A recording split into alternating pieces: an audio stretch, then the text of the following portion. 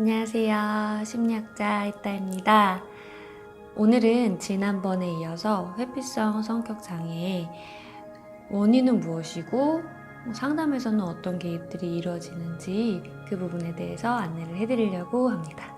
제가 요새 상담이랑 여러 가지 활동을 하면서 바빠서 촬영이 좀 늦어졌어요. 생각보다 근데 이 회피성 성격 장애에 대한 영상을 이렇게 야금야금 꽤 이렇게 많이들 보시더라고요. 그래서 빨리 뒷부분을 찍어야겠다 라는 이제 압박감을 느끼면서 촬영을 지금 시작하고 있습니다. 참고 도서는 그 1편과 똑같이 의존성 성격장애와 회피성 성격장애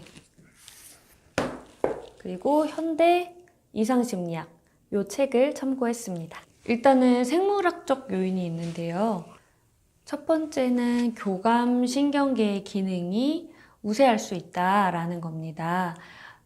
우리 몸에는 교감신경계가 있고 부교감신경계가 있는데 교감신경계는 뭐냐면 우리가 뭔가 위험 상황 아니면 위험 상황이 예상이 될 때 그 활성화되는 신경계라고 생각을 하시면 돼요.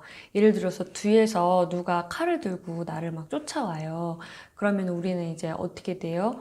일단은 신체 근육이 이렇게 탁 수축을 하겠죠. 긴장을 하고 그 다음에 손에서 땀이 나겠죠. 심장 쿵쾅쿵쾅 뛰겠죠. 호흡은 가빠지겠죠.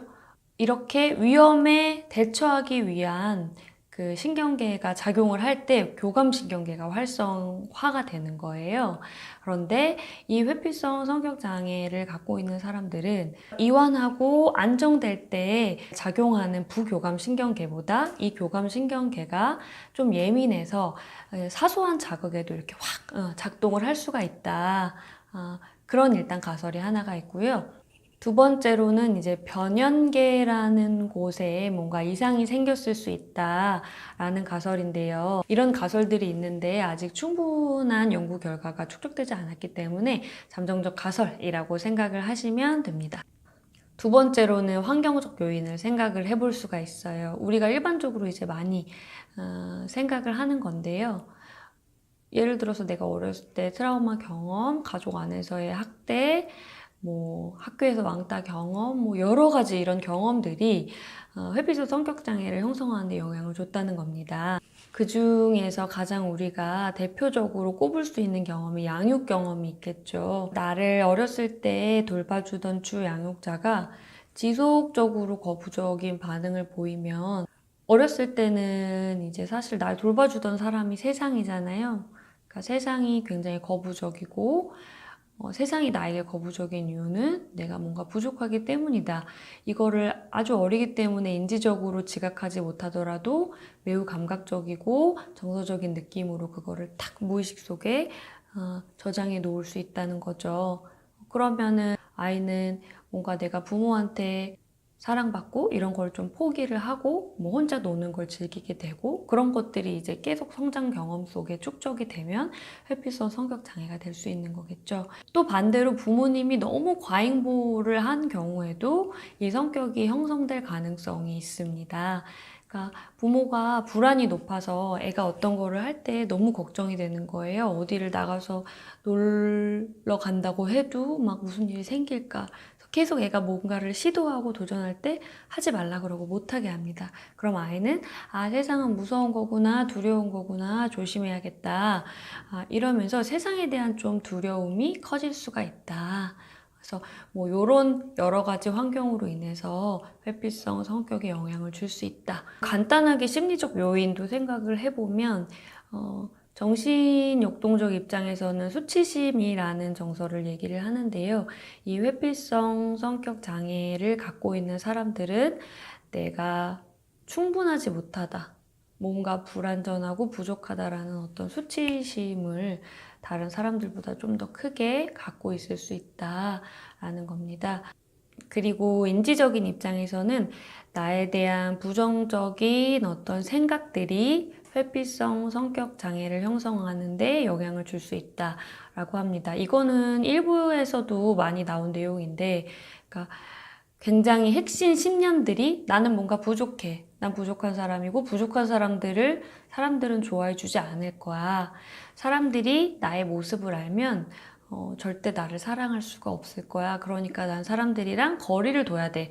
이런 어떤 생각의 틀들이 어렸을 때 어떤 경험들이나 생물학적인 영향들로 형성이 되게 되고, 그게 형성이 되면 내 마음이 그렇기 때문에 점점 회피 행동이 늘어나겠죠. 그러면서 점점 회피성 성격으로 굳어질 수가 있다라는 이제 설명을 하고 있어요. 이분들이 그 사람 관계만 회피하는 게 아니라 자신의 정서에 대해서도 회피를 하거든요.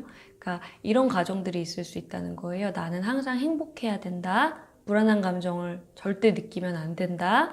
내가 불안해지면은 끊임없는 고통 속으로 빠져들 것이다. 뭐 이런 이제 가정들이 있고, 그래서 내가 조금만 이제 불안해지고 하면은 이거를 이제 견디기가 힘든 거예요. 그래서 빨리 다른 행동을 한다든지, 다른 생각을 한다든지, 막 TV를 본다든지 이런 식으로 주의를 분산시키고 이 정서에서도 회피하고자 합니다. 이렇게 생물학적 요인, 환경적 요인, 심리적 요인으로 나눠서 회피성 성격 장애가 어떻게 형성되는가에 대해서 간단히 살펴봤어요.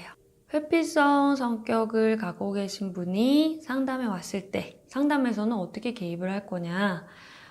우선은 이분들이 저 회피성 성격 장애인 것 같아요 라고 오는 경우는 많지 않아요. 보통 너무 불안해요, 우울해요, 술을 너무 많이 마셔요, 뭐 이런 문제를 가지고 오게 됩니다. 일단은 상담에서는 기본적으로 중요한 게 치료 관계거든요. 그러니까 상담사랑 내담자의 어떤 이렇게 튼튼한 신뢰 관계가 구축이 돼야지 안정된 상태에서 효과적이고 충분히 나에게 몰입할 수 있는 그런 상담이 진행될 수가 있어요. 그런데 회피성 성격이기 때문에 어떻겠어요? 상담사를 믿을 수가 없겠죠. 내가 이런 말을 했을 때 상담사는 날 싫어할 거야. 그러니까 상담사를 테스트해 본다거나 처음엔 내 마음속 깊숙이까지 얘기하는 걸 꺼리게 됩니다. 그리고 이제 이런 마음이 있을 수 있죠. 뭐 상담사가 진짜 나를 위하는 게 아니라 그냥 상담사니까 저렇게 하는 거지. 내가 일상생활에서 하는 것처럼 상담에서도 비슷한 이제 패턴들이 반복이 될 수 있다는 거죠. 그래서 초반에는 너무 급하게 상담사가 어떤 뭐 치료적인 개입을 하는 것보다는 이 관계에서 일어나는 여러 가지 뭐 신뢰의 문제라든지 의심이라든지 불안이라든지 이런 것들을 다루면서 이 관계를 굳건히 하는 것이 중요합니다. 치료적 관계가 형성이 되면 성장기에 있었던 외상적인 경험들을 다뤄야 됩니다. 내가 외상적 경험들을 통해서 나의 이런 틀이 생겼고 사람들이 나를 거부할 거라는 생각들이 생겼구나, 이런 것들을 이해하는 작업들이 필요합니다. 그리고 감정에 머무르는 것이 치료적 개입으로 이루어질 것 같아요. 사실 감정에 머무른다는 거는 어떤 상담 장면에서도 중요하기는 한데, 특히 중요한 이유는 제가 아까 말씀드렸던 것처럼 회피성 성격을 갖고 계신 분들은 이 감정을 내가 이렇게 더 깊이 들어가면 오히려 더 큰 고통에 빠질 거다 라는 생각이 굉장히 강하고, 내가 이 고통을 견뎌낼 수 없을 거다, 통제하지 못할 거다 라는 마음이 있기 때문에 항상 이 정서를 회피해 왔던 거거든요. 그래서 그렇지 않다라는 것을 상담 안에서 경험할 필요가 있는 거예요.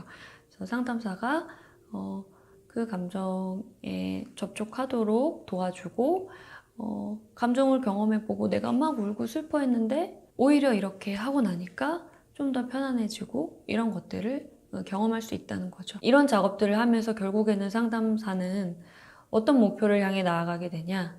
결국 세상으로 나아가게끔 도와줘야 됩니다.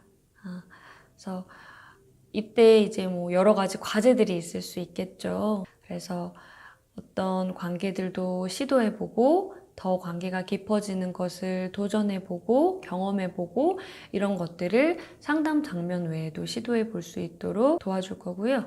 처음에 바로 상담사가 뭐 새로운 직장 구해봐라, 새로운 친구 만들어봐라, 이런 말을 더 해봐라, 내 얘기를 꺼내봐라, 뭐 이런 과제를 주면 내담자가 할 수가 없죠. 할 수가 없기 때문에 일단은 충분히 상담해서 사전 작업들이 필요하고, 그리고 상담 안에서 이제 연습을 해볼 수가 있어요. 그래서 저는 대인관계에서 너무 불안하고 그런 내담자분 오시면 함께 연습도 해봐요. 시뮬레이션도 해보고 역할 연기도 해보고 동영상 촬영해서 내 모습이 어떤지도 체크해보고, 그 다음에 내가 두려워하는 상황들에 대해서 쭉 적어보고 가장 낮은 것부터 시도해보는 과제를 내드립니다. 그래서 이런 것들도 하나씩 점검해 보면서 내가 해봤는데 할 수 있구나, 별일 아니구나, 그리고 오히려 내가 외롭지 않구나, 뭐 이런 것들을 경험할 수가 있겠죠. 구체적인 전략들은 대인관계에서 계속 회피하다 보니까 어떻게 대인관계를 해야 될지 또 잘 모를 수가 있어요. 그래서 다양한 대인관계 기술들도 좀 안내를 하고 연습을 하고 그런 과정들도 있을 거고요. 교감신경이 자주 활성화돼서 불안을 느끼기 때문에 교감신경 아닌 부교감신경이 좀 더 활성화될 수 있도록 호흡이나 이완이나 이런 것들도 함께 연습을 해봅니다.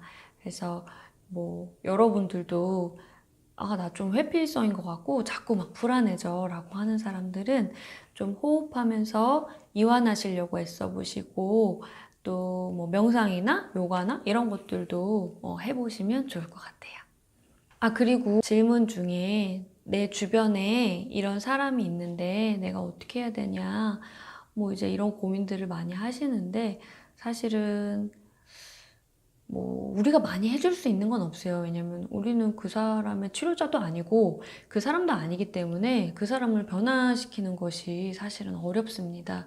상담사도 마찬가지로 누군가를 막 이렇게 드라마틱하게 변화시킬 수 없어요. 그 사람이 변화를 선택하게끔 옆에서 같이 함께 갈 뿐인 거죠. 그래서 내 주변에 너무너무 힘들어하는 사람이 있다라고 하면 그 사람이 힘든지 가끔씩 체크해주고, 그리고 이런 기관들이 있다, 비밀 보장 철저히 되고 어떤 기록이 남지 않는다, 그런 데를 한번 가서 상담해보는 것은 어떠냐, 너가 혼자 가기 어렵다면 내가 같이 동행하겠다, 뭐 이런 제안들도 해볼 수가 있겠죠. 네, 오늘 영상은 여기까지고요. 다음 영상에서도 꼭 만나요.